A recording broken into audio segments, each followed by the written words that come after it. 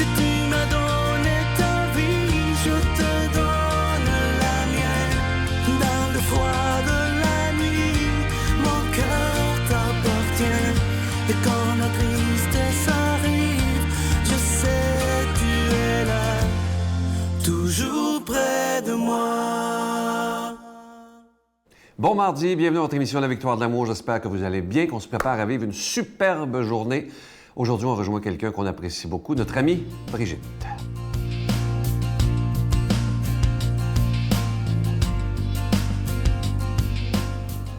Bon matin tout le monde, j'espère que vous allez toujours bien. On continue avec Jésus et les femmes. Hein? Et la semaine dernière, je vous parlais de Jésus et les veuves, particulièrement les veuves. Alors, ça me fait penser à l'Ancien Testament. Parce que, bon, Jésus, il est dans le Nouveau, mais Jésus, il est dans l'Ancien aussi. Hein? C'est le même Dieu, on est-tu d'accord? C'est juste le Dieu, le même Dieu incarné. Alors, c'est le même Dieu, mais avec une toute autre histoire et là, qui se révèle complètement dans ce Nouveau Testament. Puis quand Jésus va partir à la fin, il nous dit, bien, je vais vous envoyer l'Esprit Saint, puis là, vous allez avoir la pleine révélation d'ici jusqu'à ce que je revienne. Alors, on est là-dedans, nous autres, là, 2000 ans plus tard. Mais Jésus, dans l'Ancien Testament, bien, c'est Dieu le Père, plutôt, Yahvé.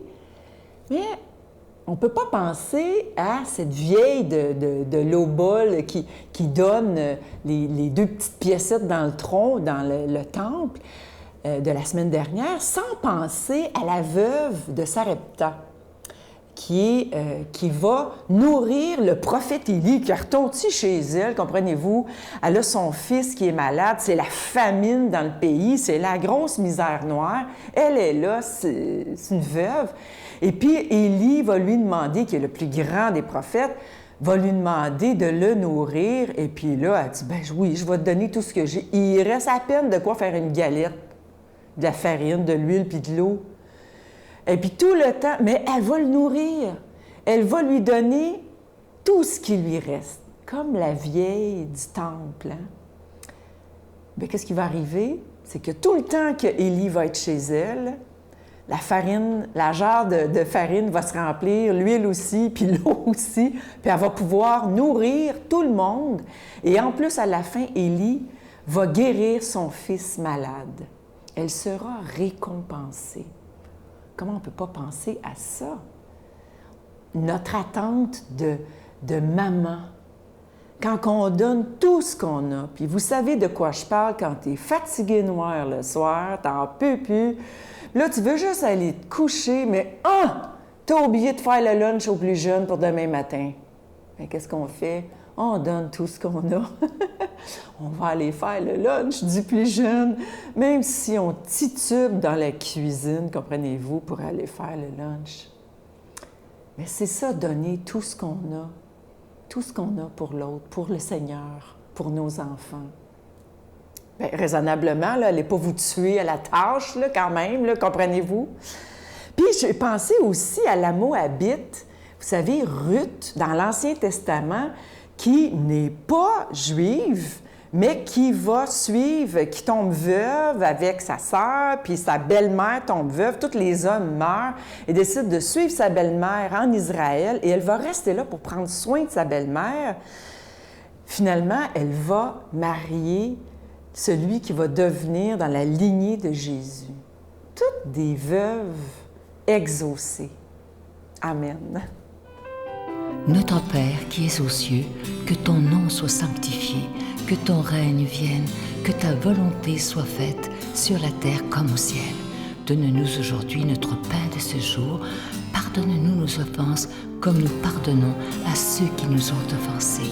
Ne nous laisse pas entrer en tentation, mais délivre-nous du mal, car c'est à toi qu'appartient le règne, la puissance et la gloire pour les siècles des siècles. Amen. Dans le cadre des festivités du 25e anniversaire de la Victoire de l'amour, nous vous invitons à un pèlerinage inoubliable en France, en compagnie du Père Michel-Marie, Brigitte Bédard, Miguel Padilla et la participation occasionnelle de Sylvain Charon. Nous visiterons Lourdes, Saint-Malo, Mont-Saint-Michel, Lisieux et Paris. Nous assisterons au spectacle musical Bernadette de Lourdes qui attire les foules du monde entier. Célébration eucharistique avec le Père Michel-Marie du 15 au 26 septembre 2020. Information 1-877-277-4412.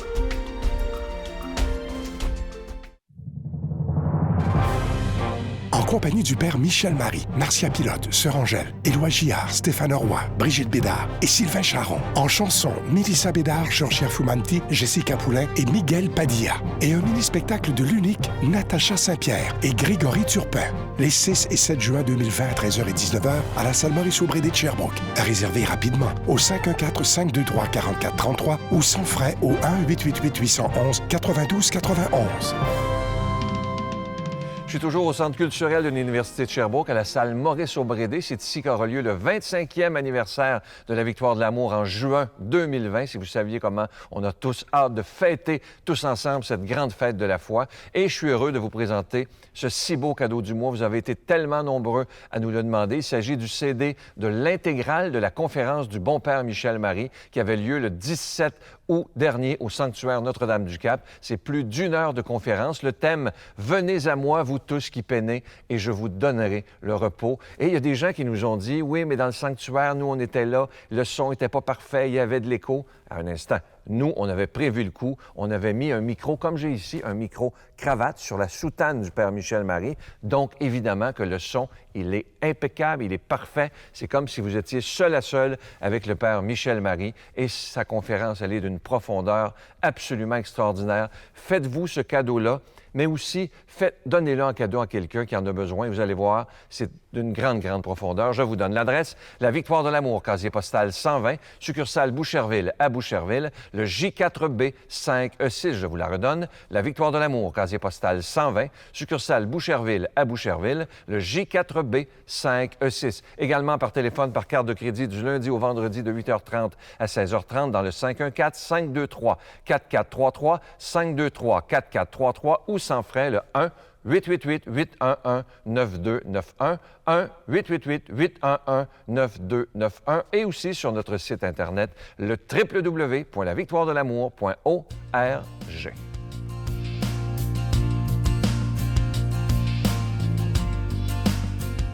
Mon Dieu, donnez-moi la sérénité d'accepter les choses que je ne peux changer, le courage de changer les choses que je peux et la sagesse d'en connaître la différence. Amen. Aujourd'hui, la parole de Dieu est proclamée par notre ami, l'abbé David Vincent.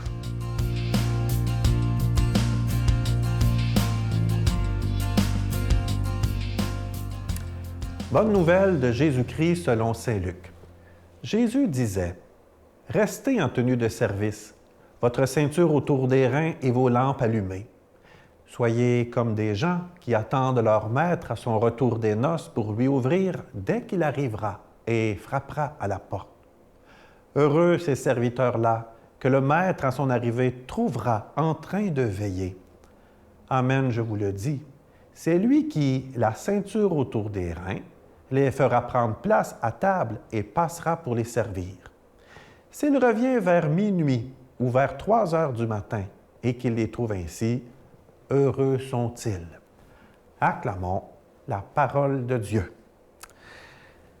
S'il y a bien une valeur, quelque chose d'important dans notre monde que l'on reconnaît, qui est important, c'est bien celle de la dimension du service. On vit dans un monde où il y a beaucoup de services autour de nous, où plein de monde même vont se dire être au service. Pensons par exemple aux stations-service, où l'on va mettre notre essence, on pourrait dire au service qualité, on pourrait dire également à toutes les personnes qui sont à notre service quand on va manger au restaurant également. Il y a des gens même qui occupent, on pourrait dire, des postes dans la fonction publique qui sont au service, on pourrait dire, du bien commun, au service du public, que ce soit les députés, les ministres, les premiers ministres. Ce sont des gens qui se veulent au service de la nation. La dimension du service est très présente autour de nous. Mais parfois, ce qui peut être un peu malheureux, c'est qu'on a beaucoup monnayé, capitalisé cette valeur qui se veut à la base gratuite. Je rends service à quelqu'un pour l'aider généreusement, gratuitement. Mais aujourd'hui, on a beaucoup monnayé. Je peux engager quelqu'un pour me rendre un service, on pourrait dire, où il y a des personnes qui vont nous offrir différents produits. Quel service je peux vous offrir lorsqu'on rentre dans un magasin? Et même, au Canada, nous avons une taxe sur les produits et les services. C'est un peu dommage parce que ça nous éloigne un peu, on pourrait dire, de l'essence même du service qui se veut un geste gratuit, libre, posé par amour pour les autres. Dans l'Évangile, Jésus met l'accent sur les serviteurs qui attendent le Maître pour qu'à son retour des noces, il soit à son service. Et le serviteur, c'est lui qui, à son retour, les fait passer à table et se met à leur service. Ça fait quand même un peu curieux, mais ça nous montre comment on doit s'habiller le cœur lorsqu'on doit rendre service. Un vrai service, c'est un geste gratuit, posé par amour, tout tourné vers l'autre, désintéressé. C'est un geste qui m'amène non pas à chercher à avoir quelque chose en retour, mais que je le fais pour le bien de l'autre, pour pouvoir l'aider vraiment généreusement aussi. Jésus le dit dans l'Évangile, « Je ne suis pas venu pour être servi, mais pour servir. » Voilà aussi également le très beau geste qu'il a fait le soir du dernier repas avec ses disciples, où Jésus, se mettant à genoux, lave les pieds de ses disciples pour leur montrer l'exemple, pour leur dire qu'eux aussi, ils doivent se mettre au service des autres, sans attendre en retour également. Dans l'Église, je ne sais pas si tu le savais, mais la fonction du pape, qui est quand même une grande fonction, il se veut vraiment le pape au service. Et même, on pourrait dire, son effigie, c'est serviteur des serviteurs de Dieu. Il est celui qui, comme Jésus, veut se mettre à genoux devant nous pour nous aider. Des images fortes du pape François ont circulé où on le voit à genoux dans des prisons, dans des hôpitaux, pour être capable justement de donner cet exemple, de se mettre au service des gens. Jésus, dans l'Évangile, remarque-le comment il agit. Il est souvent au service des gens. Lorsqu'il rencontre des malades, il va non seulement être attentif à leurs blessures, mais il va aussi les guérir. Voilà le grand service qu'il va leur rendre. Devant la femme pécheresse ou les hommes pécheurs, Jésus va leur pardonner gratuitement. Voilà le service qu'il leur rend aussi. Devant des personnes qui sont possédées par un esprit malin, par un esprit impur, Jésus va leur rendre le service de les libérer également, toujours gratuitement. Avoir Jésus agir, cela nous aide, nous aussi, à développer, on pourrait dire, un véritable sens du service généreux, sans espérer en retour. Puis peut-être pour t'aider à retenir, on pourrait dire, cette dimension importante du service, comment qu'on doit s'habiller le cœur, j'ai un proverbe pour toi, la maxime du boxeur. Je ne sais pas si tu la connais, mais retiens que le service, c'est un peu comme le boxeur. Il y a toujours plus de joie à donner qu'à recevoir. Je suis convaincu que tu vas retenir aujourd'hui cette dimension du service, qu'il y a toujours une plus grande joie à donner qu'à recevoir. Aujourd'hui, dans ta journée, sois attentif pour rendre un service à quelqu'un autour de toi, dans ta famille, dans tes voisinages, mais peut-être aussi auprès d'une personne inconnue que tu vas croiser à l'épicerie, à l'arrêt d'autobus, ou peut-être, je ne sais pas, dans un commerce ou sur la rue. Un service gratuit, ce n'est pas quelque chose qu'on prévoit, mais qui se présente dans notre vie. Comment le Seigneur va passer puis se mettre à ton service? Ça va être la joie que tu vas ressentir. Ce bonheur d'avoir donné, aidé, cette joie qui nous permet de toucher un véritable bonheur. Voilà, on pourrait dire, le service que le Seigneur te rend en semant en toi du bonheur. Et moi, je te bénis, au nom du Père, du Fils et du Saint-Esprit. Amen. Je vous salue Marie, pleine de grâce. Le Seigneur est avec vous. Vous êtes bénie entre toutes les femmes, et Jésus, le fruit de vos entrailles, est béni. Sainte Marie, Mère de Dieu, priez pour nous pauvres pécheurs, maintenant et à l'heure de notre mort. Amen. Je vous invite à réserver rapidement pour ce beau pèlerinage en France qui aura lieu en septembre 2020. C'est dans le cadre des festivités du 25e anniversaire de la Victoire de l'Amour. Et on fera, vous voyez la publicité évidemment régulièrement. Mais moi, ce que j'ai hâte de vivre, c'est ces beaux moments à Lourdes. Vivre le chemin de croix, vivre les processions le soir. C'est tellement touchant et tellement beau. Et on aura le privilège d'aller voir ce spectacle musical qui attire les foules du monde entier. Bernadette de Lourdes, c'est tout un spectacle. Alors, on aura déjà nos billets pour aller voir ce magnifique spectacle. À demain. Bye. Et donc, je comprenais qu'il me disait, qu'il m'invitait à être prêtre. Qu'il me disait, accepterais-tu d'être mon prêtre pour témoigner au monde de mon amour?